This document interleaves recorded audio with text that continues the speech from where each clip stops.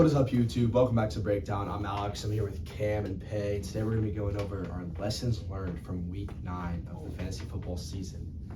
Cam, what you got for us? So I'm going to start off the Dolphins' backfield. I don't think Mostert is startable. What do y'all think? I agree 100%. First week coming in, a lot of people probably didn't think Jeff Wilson would get involved. But after already playing with Mike McDaniel, he already knew the scheme going in, which is why they got him involved heavily. And he just outshined Mostert. Caught a touchdown, rushed the ball super efficiently. I think he had about 10 for 50-something on the ground. So just outplayed Mostert as a whole.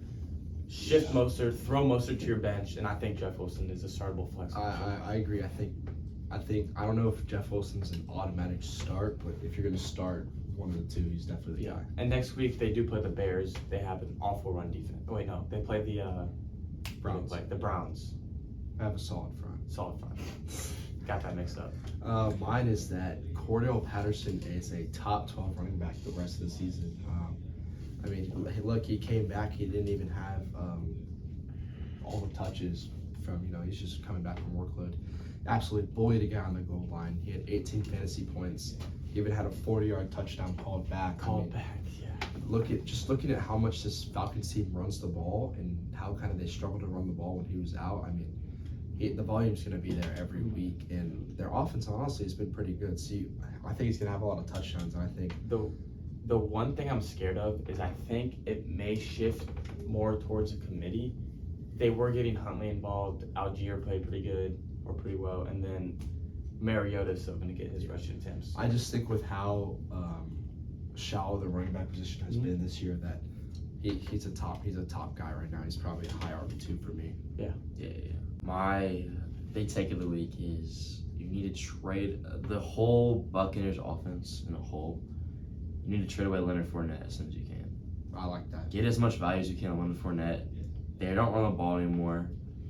They dump it down to Rachaad White. Rachaad White is heavily involved now. They can't run the ball. I think Rachaad White, we're looking at maybe not this year, but starting maybe next year. Rachaad White. Maybe if you're a dynasty. Yeah, if you have Rachaad White in the dynasty, you're probably taking over. Super happy. He had a lot of work in that game, and Fournette I think rushed for 15 yards maybe. And also in that same game, I think Chris Godwin is an elite buy low. I think it's been talked about so much, and he hasn't performed. He hasn't performed in so long, but Brady stares him down a lot. Also, He's not to having mention like 7 catches a game. He's just not getting the yardage. Evans is also banged up. He got hurt early in the Rams. Early in the Rams game, and he was hurt weeks before that. So I think with Evans, he dropped a lot of balls. Yeah, he could have had 4 or 5 more. I like what you're saying. But I think the pass catchers are buy low like Godwin, but anybody in the running game, I do not. That offensive line is terrible. The only thing that's holding Godwin back is Brady's own line. The old line has really struggled. They don't really have a lot of time to throw. That's why the yardage isn't there yet. But yeah. Ramondre Stevenson is a top 8 running back going forward. I could get behind that. David Harris was out this week, right? Even when he's getting so much passing game work.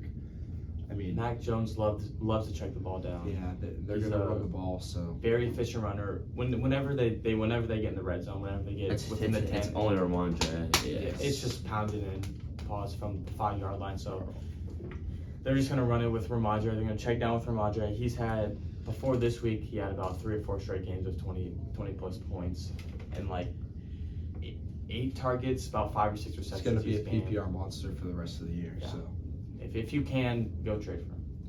So another lesson we learned from Week 9, I think Juju Smith-Schuster is probably a top 15 wide receiver the rest of the season.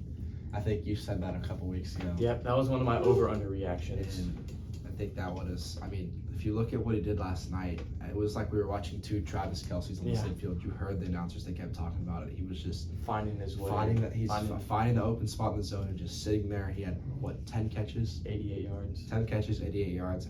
PPR, what more could you ask for? We've already seen that he has the big play ability like he did earlier in the year. So, if he's Patrick Mahomes' his number 2 guy behind Kelce, he's going to be a top watch guy. It's like he finds his way like he finds a zone, an open zone, Just 8 or 10 yards down the field, catches the ball, and then they say turn into a fullback. Just 2 hands on the ball, and then just run forward for a couple of yards. super encouraged what we see with Juju. Definitely, probably wide receiver 2 going forward. I'm gonna come back to this Bucks offense. I think the tight end position has been a little dense, a little shallow the last few years. I think tight end position's coming back. I think you get T.J. Hawkinson out the Vikings, 17 points this week. Yeah, Cade Otton this week, he's getting a lot more involved in the Bucks offense. scored their first tight end touchdown this week. This season. This guy, I mean, when I watch the game, I mean, this guy's open 24/7. I mean, he's open all the time. Brady looks his way a bunch. You know Brady loves his The tight Gronk ends. replacement, yeah. Cade Otton, and then you also have, besides Kelsey, Andrews, Kittle, Waller. You also have Waller coming back. I think the tight end position is coming back. Goddard, Njoku was really Njoku. solid before his injury. Zach Ertz. You mentioned Ertz. Hawkinson, right? Yeah, I think Hawkinson is probably a top 5 guy the rest of the year. Yeah. Or very close to that. I think he might leapfrog Thielen as kind of the number 2. And, Yeah, no, I definitely. agree. Yes. Minnesota, especially. He So- had 9 receptions in his first game. Yeah, So. so the tight end position is gonna be. It's not as shallow as y'all think it could be. There's definitely streaming options. Obviously, this guy dropped 55 points last week, but it's just if that was not reassuring you that Joe Mixon's a top 7, 8, 6 guy even, that should reassure you. I mean, if you look at the past couple weeks, his efficiency, he finally had efficiency last Sunday, but the workload has been there. He's been catching so many checkdowns, so many passes. He's been catching like 3 passes a game. He's getting the red He's been zone targeted where- 6 times a game. Yeah, Dude. 6 targets a game. That's insane. Was it the Monday Night Football game against the Browns? He probably had like 10 targets, right? What was it? Yeah. Eight Like or 11 nine fantasy targets. points, but I mean, he's getting so many targets. He's getting all the workload. I mean, he's going to be a top guy the rest of the year. If you were panicking on Joe Mixon, obviously you do not need to panic no more. I mean, that offense really clicked after a horrible week. Yeah. The week before against the Browns. Yeah, and then I have to highlight this kind of discrepancy. I think Dalvin Cook is a very big outlier right now. I think he's had a few good weeks the last few weeks. He had 13 points on a reception touchdown this week. I think Dalvin Cook is not a top 10 option going forward. Wow. I think the running game isn't as good as they can throw the ball. The Vikings can really throw the ball. I think Dalvin Cook is touchdown reliable right now. I think he really is. I think he's not efficient. Their running game isn't efficient. Their passing game is a lot better, especially with TJ. And now I think Dalvin Cook's actually the 3rd option on that team. And speaking of top 10 options, Kenneth Walker. Yeah. He's a stud. No doubt. And he's, Yeah. without a doubt, a top 10 He's RB the moving number one forward. the If rest you of the have season, him in a no doubt. dynasty, He's going- I mean, the You top want 10 him in RB mine right now. I think you can argue that 13, 14 guys should be in that top 10 RB category. I mean, you even say Cordell Patterson should be in there. Yeah, I I was think kind of it's- surprised by that. I mean, that's kind of, No, I think a hot Walker's take. an RB1 for the rest of the season. I mean, yeah, RB1's the top 12 guys. Yeah. Mhm. I think it's the top 10. I mean, 8. I think he's a top 10 guy. Would you have Josh Jacobs in the top 10? No. I'd rather have Kenneth Walker than Josh Jacobs. You have Cordell than Josh Jacobs? That's really close for me. I'd probably lean Jacobs, but that's super close for me. So, I also want to say that there's officially no one you can start in the Panthers after this week. As if you were probably starting DJ Moore and Deontay Foreman, maybe even like Terrace Marshall in deep leagues. I don't know. but I think it kind of looked like the ship might have turned for Carolina at least a little bit, Yeah. and it could not have been far from the truth. If you have Deontay Foreman, I think keep him on your bench. Maybe Or- you sold him high. Yeah. That's If you sold him high, good for you. If you have DJ Moore, don't drop him, but don't play him until. The only hope for that offense, and I've said it a couple weeks or said it throughout the season, is maybe Sam Darnold will come back and provide a little bit of resurgence for that offense. Yeah. I feel like he may be the best quarterback in that quarterback room, which is kind of disturbing. a scary. 3 guys in Scary there. The problem is it's We're just lucky Corral's hurt, because if they try to throw Corral in the mix, him and 3 other trash starting the quarterbacks. problem is this week they play Atlanta. Yeah. So you might want to start DJ Moore. It looks enticing. You might want to fire up Deontay Foreman. He had 3 touchdowns against them. So Yeah, so it's enticing. It's I don't know. It's very. Maybe they're a good matchup team. We'll see. I think definitely you can. But I'm gonna be honest. I thought the Bengals were a little bit of a good matchup. We saw Amari Cooper and Chubb have their days against the Bengals. But obviously, those are different tiers of players. If you're in a 10-man standard league, 2 wide receivers, 1 flex, barring injuries, bye weeks, you're still never going to start DJ Moore. I don't see a world where DJ Moore is your only flex option. And if it is, then you're probably in the. But at this point in the season, with there's just the injuries and the regular bye weeks, there's probably gonna be times where you have to throw him in your flex spot. Yeah. Because there's not many teams that aren't dealing with injuries, or especially we're coming up on kind of bye week season, or we've been on that. We've been. I think with DJ Moore, you pick. He's not an auto start, but you like you said, are a good matchup team. You have to just pick your battles with him. If they're playing against a good team, you don't start him. I mean, he's still the number 1 guy, but. To kind of wrap it up, I was just going to finish off with some league winners. I think a big league winner is Chris Olave. I think Chris Olave is one of the best league winners right now. Especially with Michael Thomas out. I think you can't really buy low on him anymore. I think everybody's bought into Chris Olave. That production. I think ETN, obviously a big hit as well. Went from being one of the biggest busts. The young studs, man. The young studs. And also, I was going to say hi to Kenneth Walker as well. Walker, I'll throw in one more rookie. Don't be surprised if Garrett Wilson wins leagues. He's really turned a corner the past couple weeks with 2 tough matchups too. Yes. Yeah, Garrett Wilson, him and Zach Wilson are on the same page right now.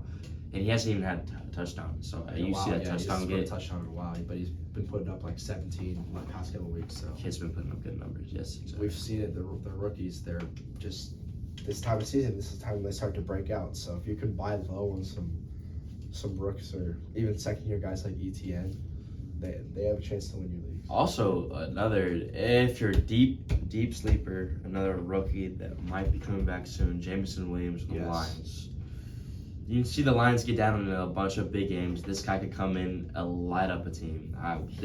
Superstar speed. He may be on waivers in your league, and you can put him on your IR spot. I mean, and listen, Amon-Ra hasn't been great as of late, so if you get him taking the top off the defense, I mean, he could hit some deep shots. So I think that's a big sleeper. But to finish off this video, just a quick PSA: if you are, 1-8, 2-6, 3-6, or 2-7, 3-6, depending on how many teams make your playoffs. Obviously, this depends on your league format, how many teams in your league, how many teams make the playoffs. But if you're in a spot where you cannot make the play, or it's looking very slim to make the playoffs, you just can't afford to lose any more games. And you can't afford to lose any more games, and you're trying to win your league, trade your best players, go make a huge trade, and if it doesn't work, it doesn't work. You may be in a situation where you don't want to trade someone like Kupp. Maybe you trade him for Garrett Wilson and Olave, or Olave plus someone else, and you take a long shot for some guys who could just break out. If you're sitting, like what Alex said, bottom of your league, and you have a guy like I said, Kupp, and you can get a 3-for-1 for Kupp, do it. And if you're not winning with them, you gotta try to change something up if you want to even have a chance. Right. Yeah. If you can get 3 startable guys to help you out instead of just Kupp, who's probably going to get you max 27 points a game right now. 3 guys will get you more than 27 points. And if you're trying to avoid a last place finish and you're trending that way, and you have no depth, and you have a guy like Kupp or Jefferson, I don't know, trade him for depth and don't let yourself get that last place. Yeah, I think. If you drafted Najee Harris, what do you guys have any advice for? Yeah, you can probably drop him. You can start him every week and loosen your flex, and just be reminded of what a poor decision you made. I'd go trade him for maybe like Tony Pollard. I don't hate that idea. I wouldn't hate trading him for how much? Garrett Wilson. Yeah, I would trade him for Olave. I'd trade him for. Jeez, man, there's some names out there. There's some guys I would just trade him straight up for, because that offense is horrendous, and there's no value on him because he looks like one of the worst running backs in football. Make a trade Najee Harris for Jerry Jeudy. I don't know. Anybody. If you have Najee Harris and you're losing, take a shot at someone. Take a shot at a receiver that could boom a few weeks. Because you're gonna need Najee Harris is not really busting every week, but He's busting him. I mean, he's putting 13 up points a it's game like is 10. it's Like not I it, think man. he his highest points per game this year, or his 13, highest 14. game this year was 13 or 14, which is awful. It's not good. that's not going to win you leagues. No. Like, that's what you look for from like your flex spot or your. And wide he was your receiver team. first round pick. Exactly. So Well, that's gonna wrap it up. This video lasted a little longer than we expected, but thank you guys for watching. As always, subscribe, comment down below, follow the TikTok and the Instagram, and we'll see y'all soon. Peace.